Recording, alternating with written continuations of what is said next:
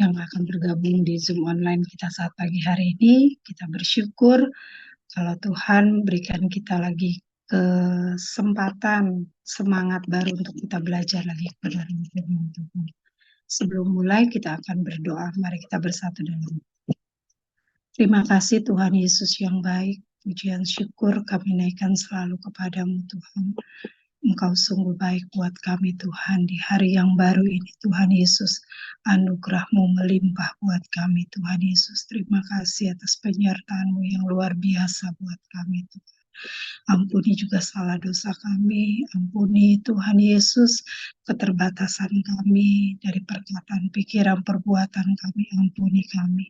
Saat pagi hari yang indah ini Tuhan, kembali kami mohon kepadamu, berikan kami selalu roh pengertian, hikmat daripadamu saat kami belajar kebenaran firman-Mu Tuhan. Tolong kami, terangi mata hati kami Tuhan, biar kami boleh mengerti setiap firman yang kami dengar. Kami baca terlebih firman itu boleh kami hidupi dalam kehidupan kami. Terima kasih Tuhan, terima kasih atas semangat yang baru selalu buat kami, untuk kami rindu belajar kebenaran firman-Mu. Terima kasih Tuhan, terima kasih. Kami percaya Engkau mengurapi hamba-Mu, Engkau sudah memberikan hikmat hamba-Mu. Apa yang hamba-Mu baca, pelajari, biar boleh dibagikan dengan kami itu semua daripada-Mu. Terima kasih Tuhan, terima kasih. Kami berdoa juga buat teman-teman kami yang akan mendengarkan melalui rekaman nanti Tuhan, melalui YouTube. Tuhan juga tolong berkati mereka seperti Engkau memberkati kami. Mungkin teman kami ada yang bergabung saat pagi hari ini juga Tuhan, tolong berkati juga Tuhan Yesus. Terima kasih Tuhan, terima kasih Engkau sungguh baik buat kami. Kami mulai pembelajaran kami pagi ini dan kami peralaskan doa kami hanya dalam nama Tuhan Yesus Kristus. Haleluya. Amin.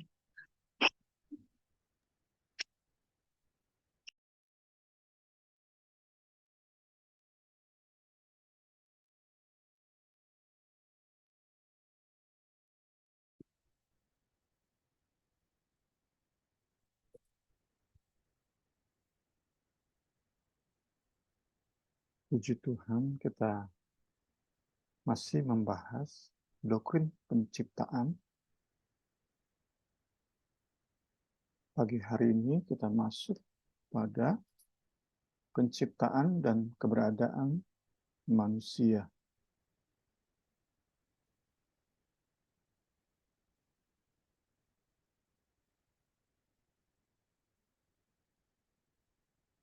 Tujuan Allah tak dapat dipisahkan dari karya penciptaannya. Allah menciptakan semesta dengan pandangannya ke depan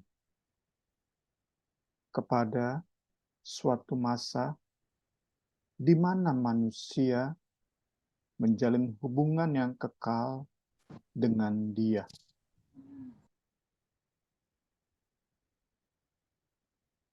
Sekali lagi, Allah dalam karya penciptaannya itu tidak dapat dipisahkan dari tujuan, maksud yang terkandung di hatinya.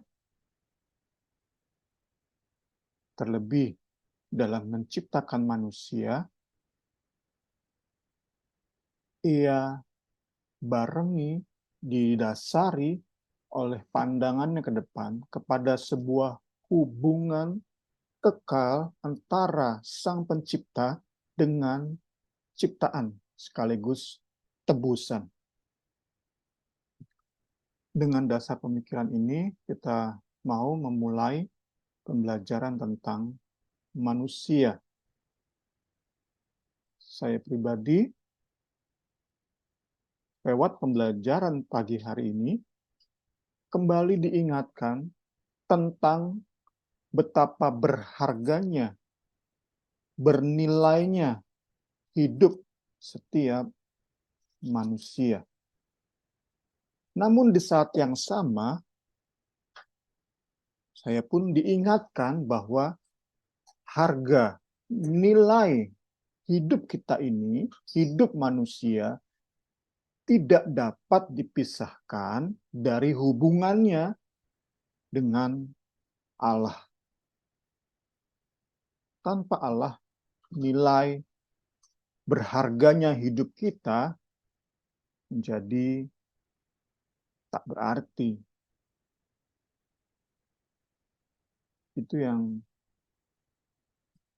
saya dapati lewat pembelajaran kita pagi hari ini. Saya rindu baik yang bergabung di Zoom, juga yang akan nanti mendengar di YouTube, menyimak di YouTube, bisa juga menerima manfaat yang sama. Diingatkan kembali berharganya, bernilainya hidup kita ini.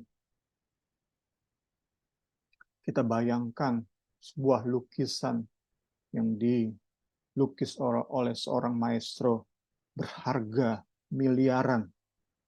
Tentu tidak akan diperlakukan secara sembarangan.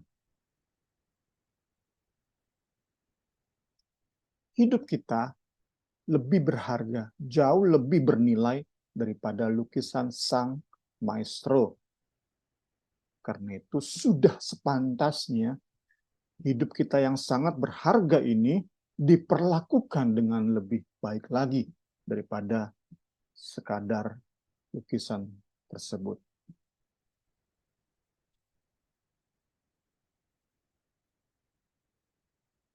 Gambar dan rupa Allah. Inilah dasar yang memberi keyakinan pada kita betapa bernilai berharganya hidup kita. Alkitab mengatakan bahwa manusia bukan hasil dari sebuah proses evolusi. Allah menciptakan manusia pertama langsung dari debu tanah. Ini tentu menentang teori bahwa manusia terbentuk melalui proses makroevolusi selama 4,5 miliar tahun. Ini adalah gambaran yang diberikan oleh para pendukung teori evolusi. Makroevolusi selama kurang lebih 4,5 miliar tahun. Dari makhluk, belum binatang, makhluk sel tunggal, kemudian masuk ke makhluk multisel, baru ada binatang tulang belakang, kemudian binatang berkaki 4, masuk ke mamalia, kemudian primata, masuk lagi ke dikatakan great apes atau babon, kera besar, monyet besar, baru perlahan masuk ke manusia. Yang tentu kalau dalam logika mereka, kita pun manusia yang ada sekarang ini akan menuju kepada kondisi manusia yang lebih super karena terus maju, terus berkembang. Itu pemikiran dari teori evolusi. Alkitab tentu menolak. Alkitab menjelaskan bahwa manusia itu dibentuk oleh Allah sendiri langsung dari debu tanah. Kejadian 2 ayat 7. Manusia diciptakan menurut gambar dan rupa Allah, bukan hasil perkembangan desain, perkembangan bangun bentuk tubuh dari evolusi miliaran tahun. Diciptakan sebagai puncak dari karya penciptaan. Setelah hari pertama sampai hari kelima, bahkan hari keenam di awal, semua sudah disediakan. Terakhir sebagai puncak pamungkas, Allah menciptakan manusia. Sekali lagi, memberi keyakinan kepada kita betapa berharganya, bernilainya manusia. Alkitab menjelaskan bahwa manusia diciptakan sedikit lebih rendah dari malaikat. Namun engkau telah membuatnya hampir sama seperti Allah. Dalam bahasa lain, disebutkan sebagai the heavenly beings. Kalau dalam bahasa Indonesia, hampir mirip Allah. Namun sebagian penafsir meyakini lebih rendah sedikit dari heavenly beings itu tentu menunjuk kepada malaikat. Betapa indah, betapa unggul, betapa mulia manusia itu diciptakan oleh Allah sendiri menurut rupa dan gambarnya sendiri. Kemudian kita dapati bahwa bukan hanya tentang penciptaan pria sebagai manusia pertama. Alkitab pun menjelaskan ajaibnya penciptaan seorang perempuan penolong bagi sang pria. Allah bangun perempuan dari rusuk sang pria. Dan dari rusuk yang diambil Tuhan Allah dari manusia itu, dibangunnyalah seorang perempuan. Lalu dibawanya kepada manusia itu.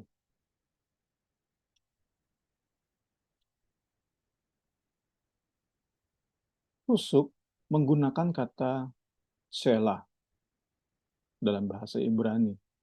Kata ini memiliki arti yang lebih luas, bukan sekadar rusuk, tetapi menunjuk kepada komponen atau bagian dari keseluruhan sang pria. Jadi bukan hanya bicara tentang tulang rusuk, tapi jika diselidiki arti kata sela ini, itu menunjuk kepada bagian dari seluruh keberadaan Adam. Karena itu tidak heran jika kemudian Adam memanggil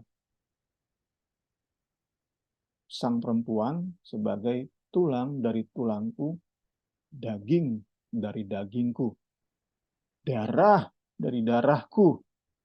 Kita kalau mau lanjutkan, rambut dari rambutku, kuku dari kukuku.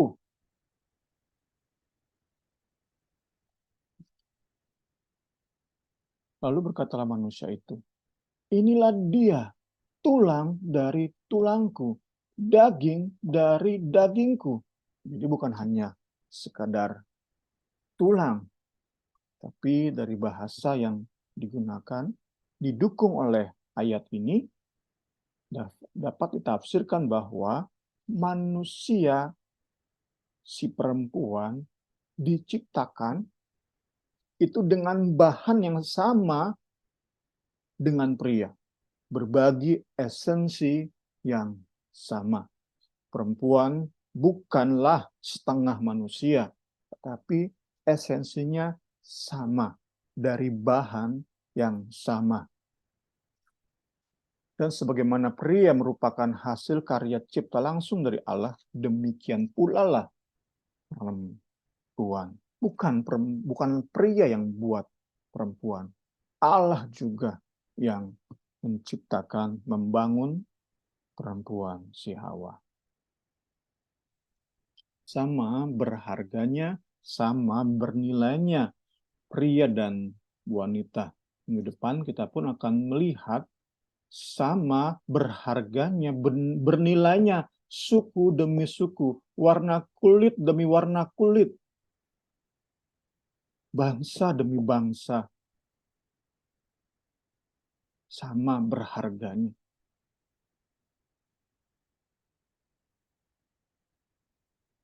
Kita masuk kepada aspek keserupaan. Dalam hal apa saja kita serupa, dikatakan segambar dan serupa dengan Allah. Tentu mustahil bagi kita untuk memahami keserupaan antara Allah dengan kita. Karena memang Allah, meskipun ia memperkenalkan dirinya lewat wahyu umum, wahyu khusus, namun tentu tidak bisa semua kita dalami segala sesuatu tentang Allah. Karena itu mustahil bagi kita memahami dalam keadaan sepenuhnya seperti apa Allah itu, sehingga dikatakan kita ini segambar dan serupa dengan Allah. Namun demikian, meskipun mustahil untuk memahami seutuhnya, kita dapat mendaftarkan beberapa aspek keserupaan manusia dengan Allah. Moral, spiritual, mental, relasi, dan fisik. Aspek moral. Manusia memiliki indera batin dalam membedakan mana benar, mana salah. Nurani kita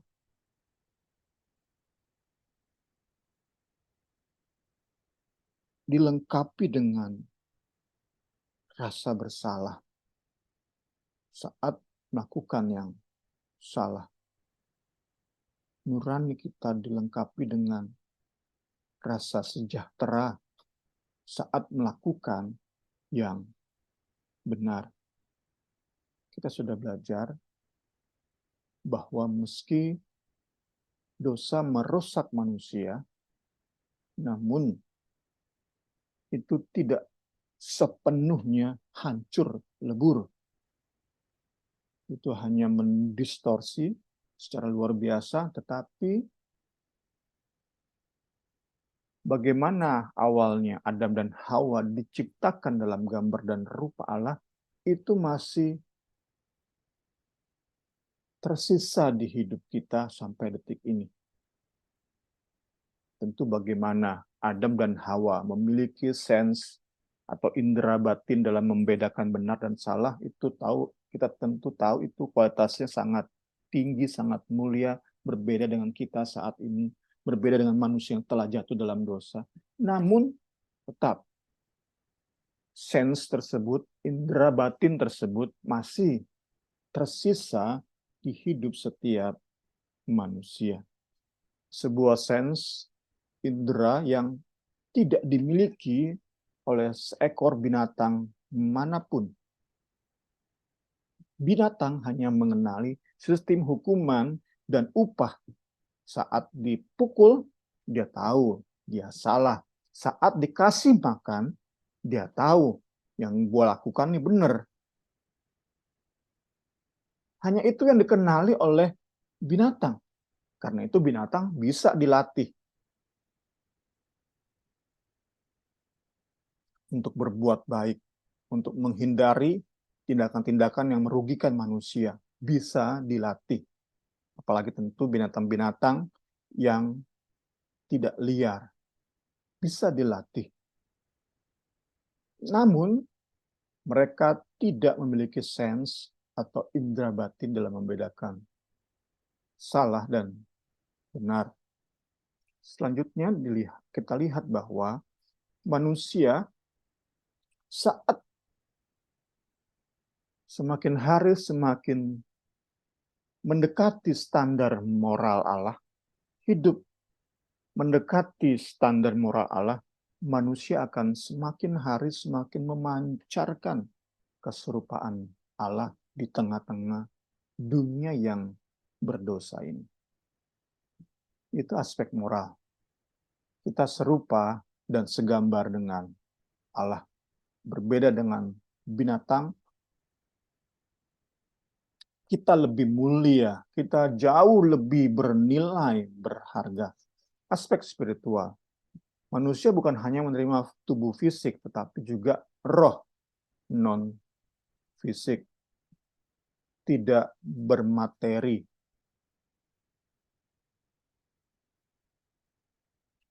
Manusia dimampukan berinteraksi dengan dunia atau keberadaan rohani.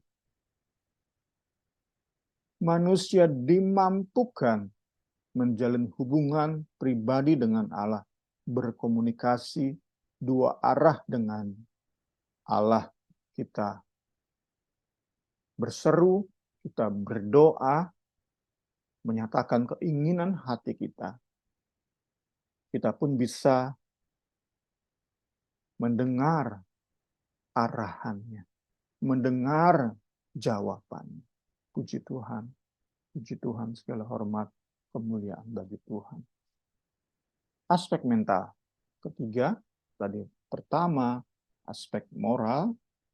Kedua, kerohanian atau spiritual. Ketiga adalah aspek mental. Manusia dimampukan untuk berpikir secara rasional dan logis, jauh melampaui kemampuan binatang mempelajari sesuatu.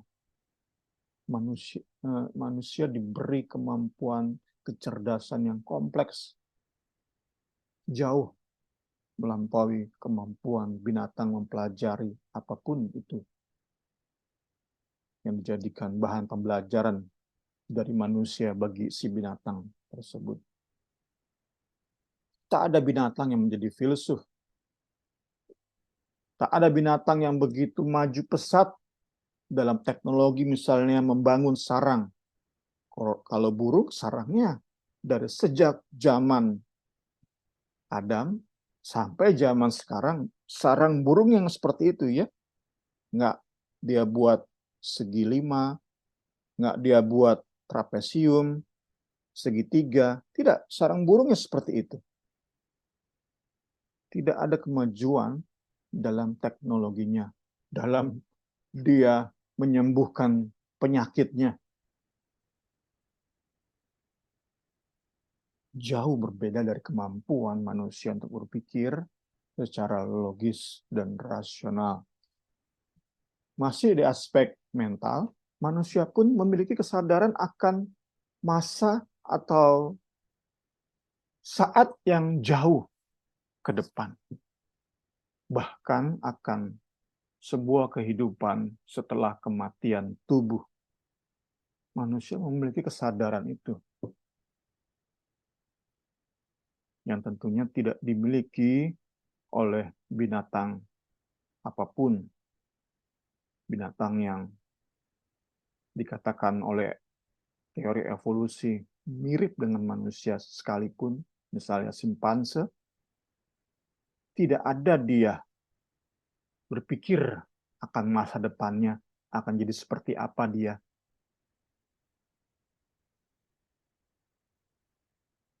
Aspek mental bahwa manusia serupa dan segambar dengan Allah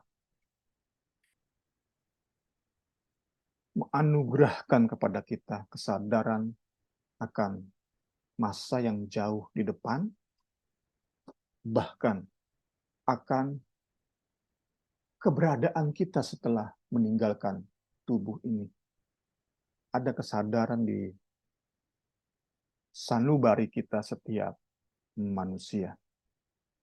Tentu para ateis akan menolak kesadaran tersebut.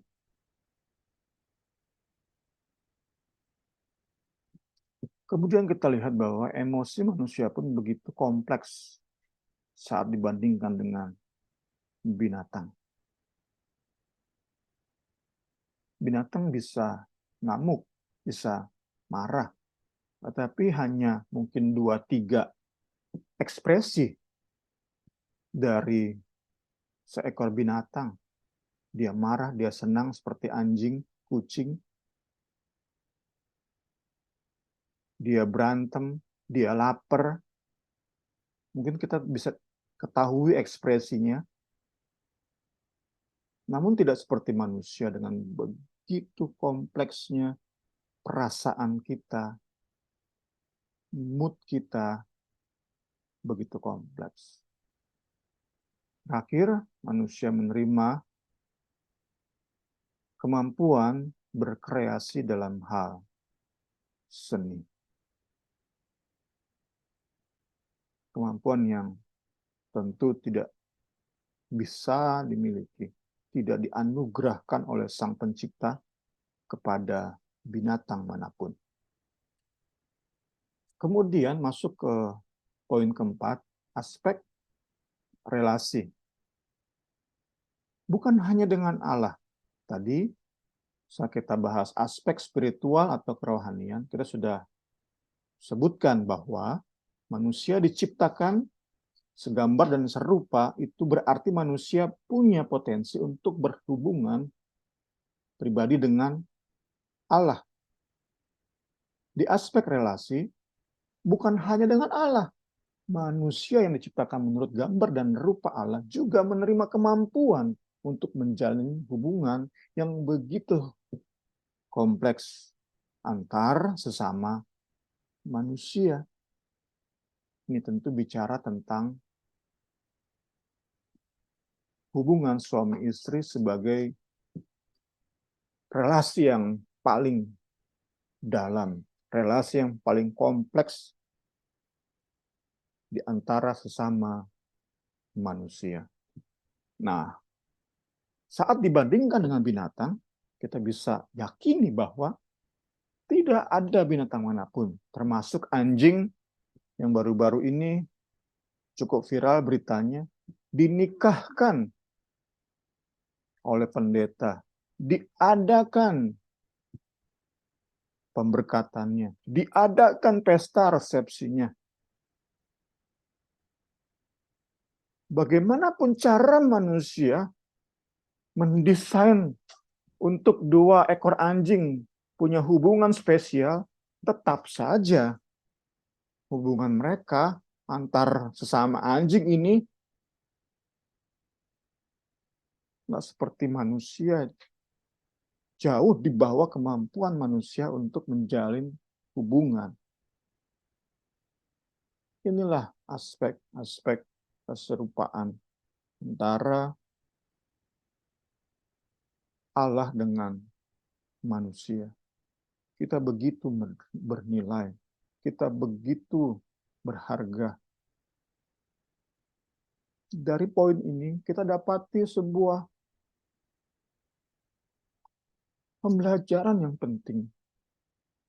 Mengingatkan kita benar-benar saat kita berperilaku bak atau seperti binatang, di mana hubungan antar sesama manusia hanya didasari oleh hubungan seks, kita sama atau mirip dengan anjing, dengan binatang. Betapa bernilainya manusia menjadi sia-sia, menjadi tidak bernilai. Dan itu jelas firman Tuhan mengatur hubungan seks itu diikat oleh hubungan pernikahan. Seks itu menjadi pintu kepada sebuah hubungan yang begitu dalam, begitu kompleks, puncak dari hubungan sesama manusia antara pria dan wanita. Begitu dalam, begitu kompleks, dan seks menjadi pintu. Saat dua manusia bisa masuk kepada hubungan seks yang diberkati oleh Allah, mereka akan terus saling mendalami satu sama lain. Itu nggak berfungsi atau tidak bisa diterapkan kepada binatang manapun. Sungguh luar biasa manusia. Sekali lagi kita disadari betapa bernilai, berharganya kita. Namun juga diingatkan, nilai kita, harga yang begitu mahal hidup kita ini hanya bisa kita perlakukan sesuai nilainya saat kita punya hubungan yang benar dengan Sang Pencipta. Terakhir di aspek keserupaan sebelum saya beri kesempatan diskusi, aspek fisik. Tubuh manusia mencerminkan karakter Allah. Dalam buku referensi utama kita diingatkan bahwa saat kita bicara aspek fisik, bahwa manusia serupa segambar dengan Allah, harus kita ingat disclaimer-nya adalah Allah tidak punya fisik karena Allah roh adanya. Saat kita membahas keserupaan dalam aspek fisik, bukan berarti kita memahami Allah itu punya fisik, punya tubuh seperti kita. Tidak. Allah adalah roh. Ia tidak bermateri. Itu perlu kita yakini. Nah, apa hubungannya saat kita katakan dia menciptakan kita segambar dan serupa dengan dia? Apa hubungannya? Tubuh manusia ini mencerminkan karakter, nature, atribut Allah. Contohnya, tubuh kita memberi kita kemampuan untuk melihat dengan mata kita. Ini sebuah kualitas yang menyerupai Allah. Allah mampu melihat, tentu dengan kualitas yang jauh dan jauh melampaui kemampuan kita melihat. Tetapi kita sudah pernah belajar juga ya tentang analogi, nanti bisa dibahas atau dilihat lagi di YouTube kita, bagaimana wahyu penyataan Allah kepada manusia itu disampaikan lewat kata-kata, lewat bahasa yang dimengerti oleh manusia, meskipun dalam kualitas yang berbeda, termasuk dalam kemampuan melihat.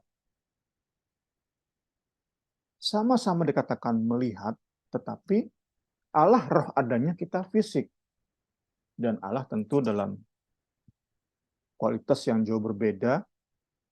Allah dikatakan mampu melihat sanubari kita yang dalam. Kita nggak mampu itu. Kita hanya bisa melihat raut wajah seseorang, dia lagi seneng atau enggak. Mungkin dari mata kita bisa lihat dia sedih atau bahagia. Namun kita nggak bisa melihat kedalaman hati seseorang. Allah mampu. Sama-sama punya kualitas untuk melihat, kemampuan untuk melihat, namun dengan keberadaan kualitas yang berbeda. Ya, kita berhenti dulu. Maaf, satu lagi nih. Kembali dihubungkan dengan keberadaan Allah yang selalu memiliki tujuan, maka dapat kita yakini bahwa tubuh kita Allah ciptakan dengan potensi untuk mendampinginya dalam kekekalan yang akan diubahkan dalam sekejap saat kedatangan Kristus kembali. Ya, silakan Ibu Rini.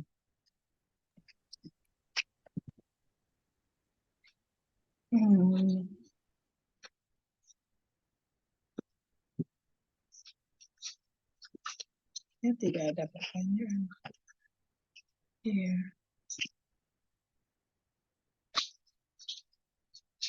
Untuk saat ini aneh belum tidak.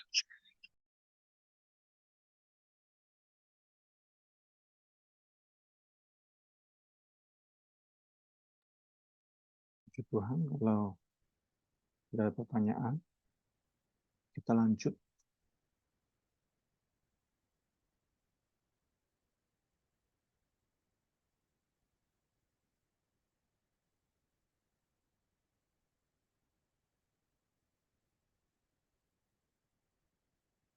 Untuk mempertegas, untuk lebih meyakinkan, membuat pembelajaran kita itu lebih menjejak di hati dan pikiran kita, sehingga sulit untuk kita lupakan betapa bernilai dan berharganya kita sebagai manusia yang diciptakan langsung oleh tangan Allah dan diciptakan menurut gambar dan rupa Allah.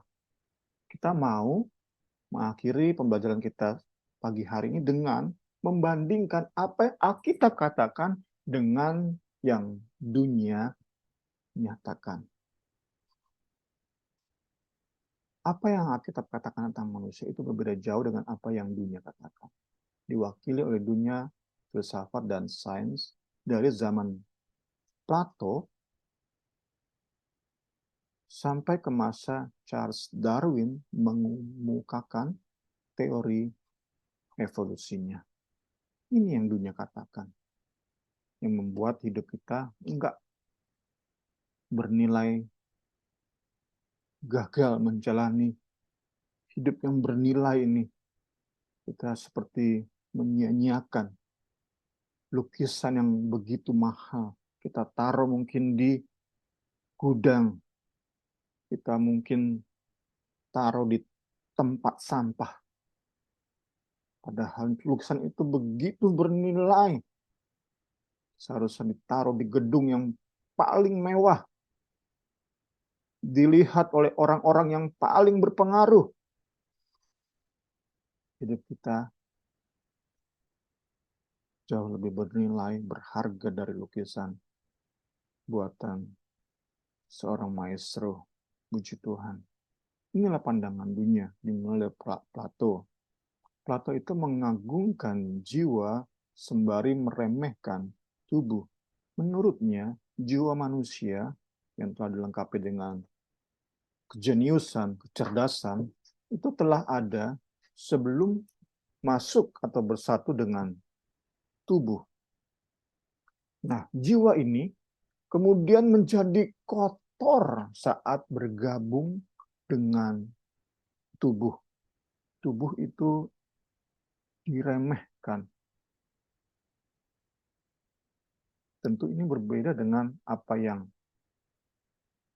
Alkitab ajarkan. Kita sudah belajar tadi aspek fisik. Allah menciptakan kita serupa dan segambar dengan Dia, juga dalam hal tubuh kita dengan kemampuan yang luar biasa. Itu pandangan Plato. Sebaliknya, filsafat materialisme melihat manusia hanya sebagai materi, di mana aspek kejiwaan pun, psikis seseorang, emosi seseorang, dinilai, dipandang hanya sebagai gejala yang bersifat material. Tentu ada masa-masa di mana kelainan jiwa seseorang itu diperlakukan sedemikian rupa yang membuat fisik manusia menderita, seperti dialiri listrik untuk mengobati penyakit kejiwaan. Nggak nyambung sebenarnya. Tetapi karena seseorang dikuasai oleh filsafat ini, mereka melihat manusia hanya sebagai materi. Jiwa kita dipandang sebagai materi. Ini pun menjadi semangat yang dimiliki oleh pemahaman naturalisme dan teori evolusi. Jiwa manusia, roh manusia, kemampuan manusia untuk menjalin hubungan baik dengan Allah juga dengan setan, itu semata-mata dilihat sebagai gejala material, dijelaskan, dipaparkan sebagai gejala yang bersifat material. Inilah pandangan filsafat materialisme.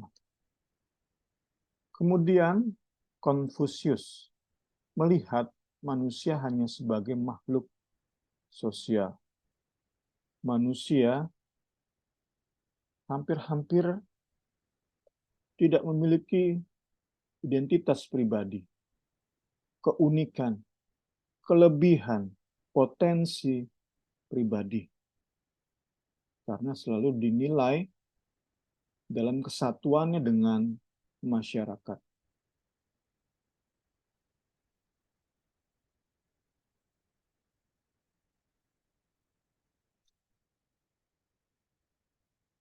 Pandangan dari Plato, materialisme, dan Konfusius ini memberi kita contoh-contoh dari pandangan yang sungguh-sungguh mereduksi kelebihan bernilai berharganya manusia. Namun di sisi lain kita pun menemukan pemikiran-pemikiran atau pandangan-pandangan yang meninggikan manusia di luar Allah, yang coba membuat manusia sungguh bernilai, berharga, tetapi di luar Allah. Itu tentu bukan yang kita ajarkan juga. Berikut beberapa di antaranya. Filsafat rasionalisme memberhalakan rasio manusia. Diktum René Descartes, aku berpikir, maka aku ada, merupakan ekspresi dari semangat ini. Seluruh pengetahuan sepenuhnya berasal dari proses berpikir, bukan pengalaman indrawi. Kita dapati saat kita belajar tentang pengajaran berpikir atau berkata-kata positif. Ini berasal atau terinspirasi dari filsafat ini. Cogito ergo sum. Aku berpikir maka aku ada. Saat kita berpikir hidup sehat, hidup kita sehat. Saat kita terus berpikir, aku sukses, aku akan sukses. Saat aku berpikir, aku sehat, aku cantik, aku ganteng. Jadilah aku seperti itu. Pemikiran ini ditambah ayat-ayat Alkitab, jadilah pengajaran positif thinking. Jadilah pengajaran kata-kata iman. Memberhalakan pemikiran manusia.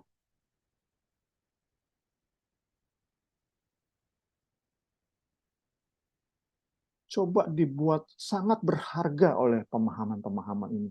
Manusia ini loh, harganya loh, tinggi banget. Tetapi di luar Allah.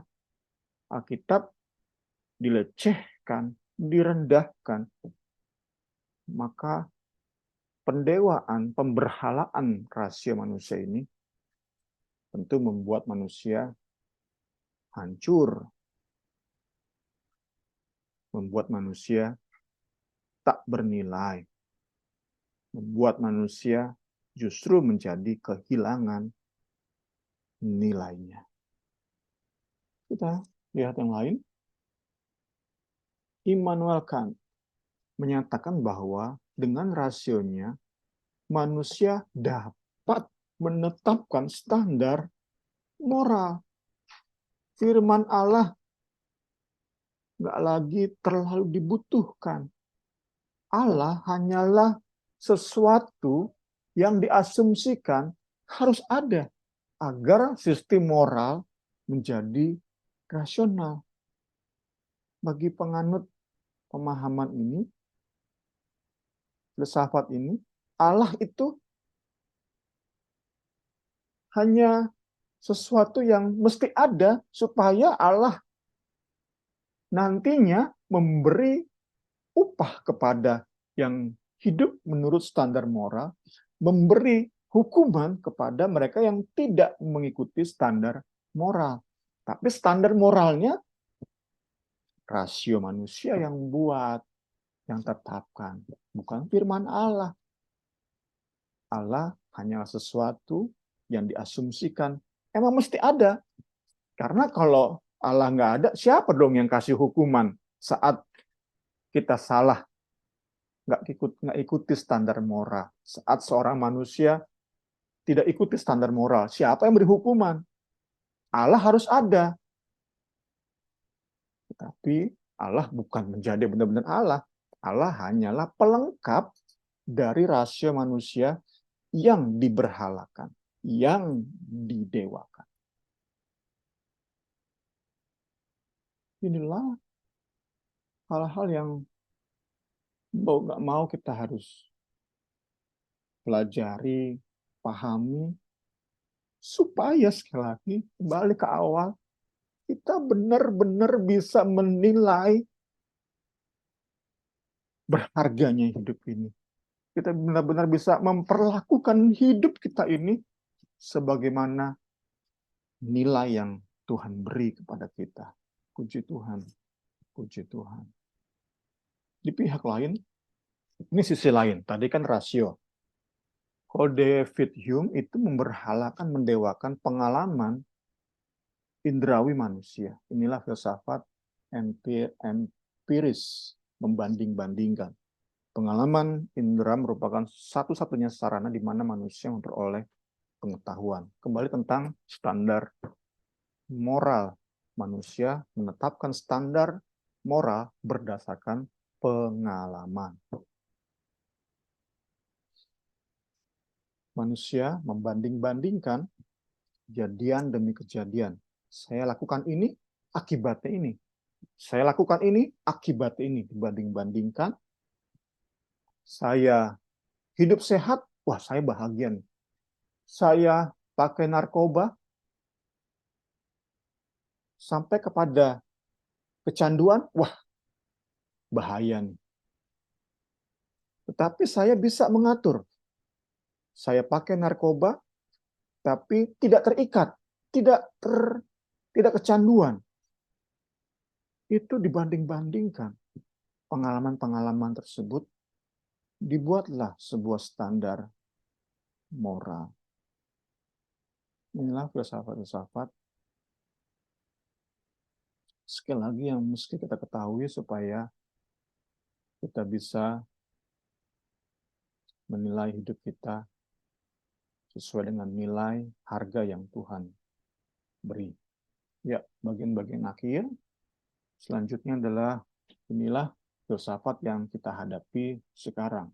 Karena filsafat rasionalisme, filsafat empirisme itu udah di zaman modern. Kita masuk ke zaman post modern. Kita hidup di zaman post modern. Post modern itu diwakili, terinspirasi oleh filsafat ini yang memberhalakan, meninggikan, mendewakan emosi manusia. Bukan lagi pikiran, bukan lagi pengalaman, tetapi apa yang menjadi emosi kita. Kierkegaard bicara tentang iman yang tidak rasional, yang bersifat subjektif.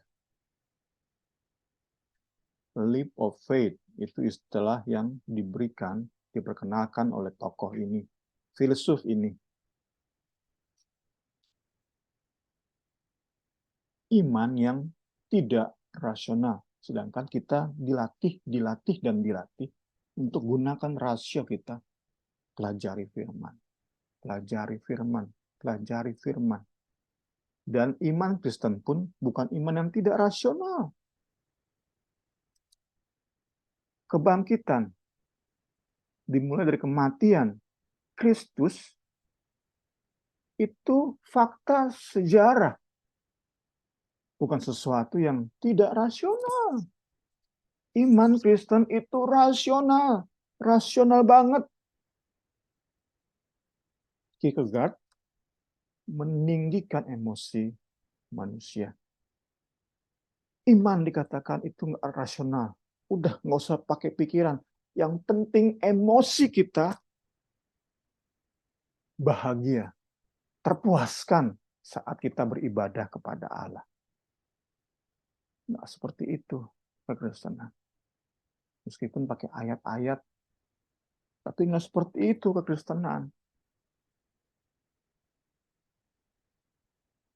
Memberi penekanan terhadap kehendak individu dan kesanggupannya untuk memilih. Masih dengan pemahaman ini, Nietzsche bersemangat mengajarkan tentang seorang manusia Superman yang tidak boleh membungkuk kepada Allah dan moralitas. Dan tadi sudah saya singgung, semangat inilah, filsafat inilah yang mendasari filsafat di mana kita hidup post modern.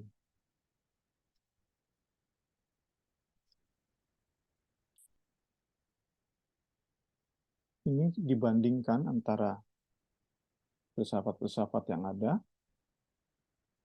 Nihilisme itu mengajarkan bahwa tidak ada makna objektif dalam hidup. Kita hanya hidup menuju ketiadaan. Nah, dijawab oleh tokoh-tokoh seperti Nietzsche dan Kierkegaard.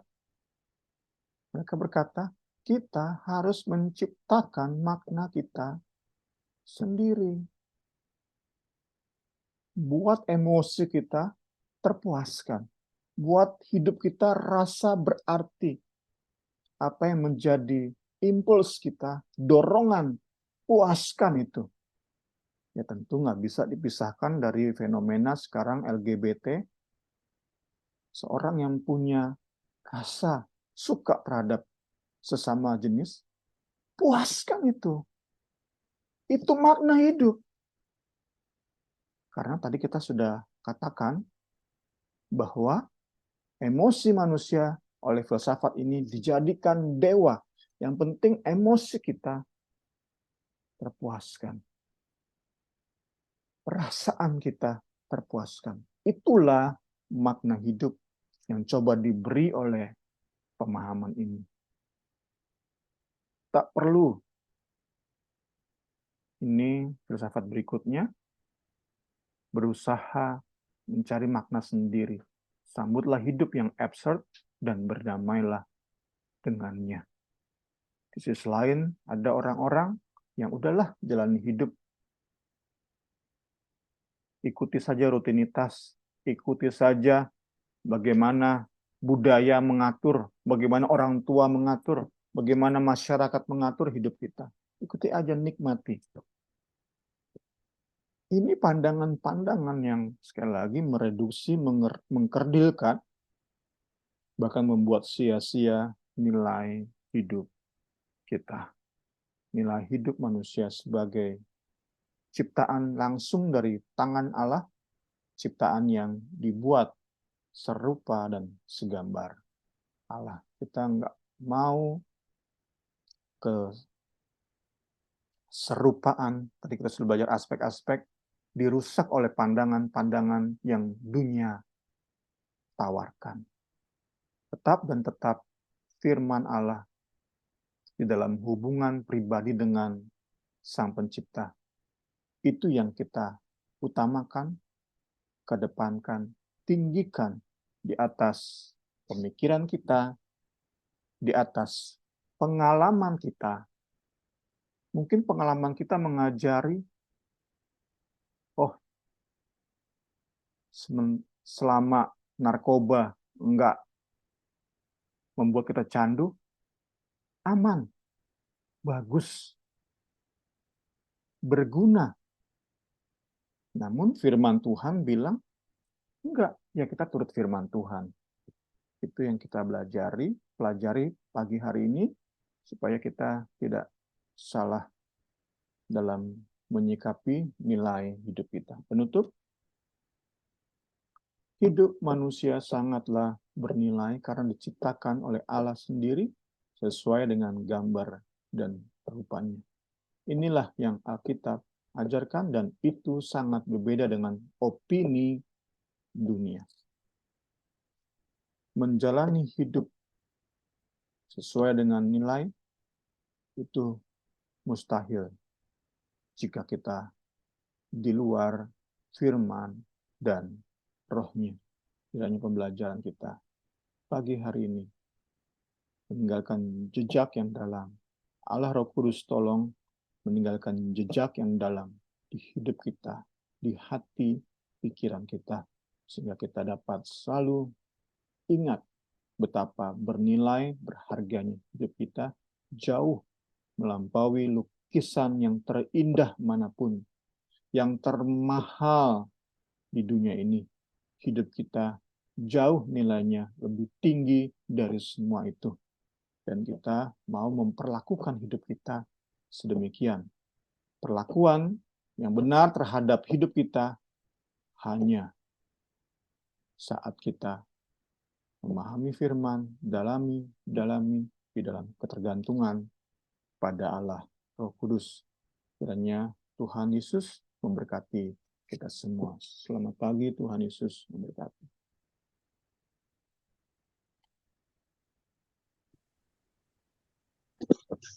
Selamat pagi semuanya juga. Kita akan tutup pembelajaran kita saat pagi hari ini. Terima kasih Amin yang sudah bergabung pagi hari ini. Terima kasih juga buat Bung Semi yang sudah memberikan firman Tuhan saat pagi hari ini. Mari kita bersatu dalam doa. Terima kasih Tuhan, terima kasih atas kebenaran firman-Mu yang luar biasa. Kami bersyukur Tuhan, Engkau ciptakan kami begitu bernilai Tuhan Yesus. Kami sungguh menaikkan ucapan syukur kami Tuhan. Kami Tuhan Yesus lebih lagi mengerti akan Engkau menciptakan kami. Biar kami boleh ada dalam rancangan besar-Mu Tuhan Yesus hidup kami. Tuhan tolong kami, ingatkan kami terus Tuhan. Biar kami boleh Tuhan Yesus melakukan hidup kami lebih lagi Tuhan Yesus untuk menyenangkan hati-Mu. Hidup kami boleh dalam hidup perkenanan-Mu Tuhan. Tuhan tolong kami biar kami boleh lagi lebih mengerti akan firman-Mu saat pagi hari ini Tuhan. Engkau begitu rupa menciptakan kami luar biasa Tuhan Yesus. Biar kami boleh meresponi dengan benar Tuhan atas karya-Mu dalam hidup kami. Terima kasih Tuhan, terima kasih. Engkau terus pakai hamba-Mu luar biasa dari hari ke hari Tuhan. Terus Tuhan dengan penuh kerendahan hati Engkau terus pakai hidupnya dalam melayani-Mu Tuhan Yesus. Terima kasih Tuhan, terima kasih di hari yang baru ini dalam setiap kegiatan kami apapun Tuhan, kami serahkan ke dalam tangan-Mu. Tolong juga perjalanan Anin Tuhan Yesus, tibakan sampai di tujuan dengan tidak kurang satu apapun. Terima kasih Tuhan, terima kasih. Terpuji-pujilah Engkau. Kami menaikkan ucapan syukur kami dan keperalaskan doa kami hanya dalam nama Tuhan Yesus Kristus. Haleluya. Amin.